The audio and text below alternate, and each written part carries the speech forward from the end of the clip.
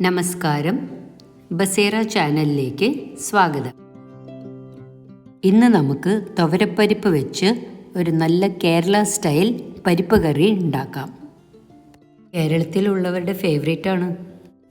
ഇവിടെ 1 കപ്പ് പരിപ്പാണ് എടുക്കുന്നത്. പരിപ്പ് നല്ല പോലെ കഴുകിയെടുത്ത് 3 കപ്പ് വെള്ളവും 1 ടീസ്പൂൺ മഞ്ഞൾപ്പൊടിയും ചേർത്ത് പ്രഷർ കുക്കറിൽ വേവിക്കാൻ വയ്ക്കാം.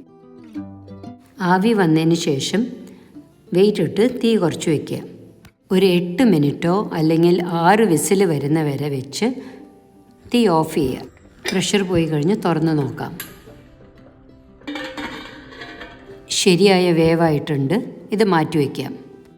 ഇനി അരച്ചെടുക്കാനുള്ള ഐറ്റംസ്: 2-3 പച്ചമുളക്, ഒരു 7-8 ചുവന്നുള്ളി, 1 ടീസ്പൂൺ ജീരകം പൊടി, 1/2 കപ്പ് തേങ്ങ, വെള്ളവും ചേർത്ത് നല്ല സ്മൂത്ത് പേസ്റ്റായിട്ട് അരച്ചെടുക്കണം. അരപ്പ് ഡാളിലേക്ക് ചേർത്ത് കൊടുക്കുക. അരപ്പ് കഴുകി ഒഴിക്കാനും എല്ലാം കൂടിയും ഒരു 3 കപ്പ് വെള്ളം ചേർത്ത് കൊടുക്കണം.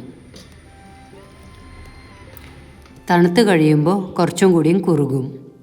വെള്ളം അഡ്ജസ്റ്റ് ചെയ്യാം, പക്ഷേ ഈ കറി കുറുകിയിരിക്കുന്നതാണ് ടേസ്റ്റ്. ആവശ്യത്തിന് ഉപ്പും ചേർത്ത് തിളപ്പിക്കാൻ വയ്ക്കുക. മീഡിയം ഫ്ലെയിമിൽ ഇളക്കിക്കൊണ്ടിരിക്കണം, അല്ലെങ്കിൽ അടി പിടിക്കും. നല്ല പോലെ തിളച്ച് കഴിയുമ്പോൾ തീ ഓഫ് ചെയ്യുക. ഈ കറിക്ക് ആ ടിപ്പിക്കൽ ഫ്ലേവർ വരുന്നതിൻ്റെ പ്രധാന കാരണം ഇതിൽ ചേർക്കുന്ന അരപ്പാണ്. കടുക് വറുക്കാൻ ഒരു 1-1.25 ടേബിൾ സ്പൂൺ വെളിച്ചെണ്ണ, 1 ടീസ്പൂൺ കടുക്,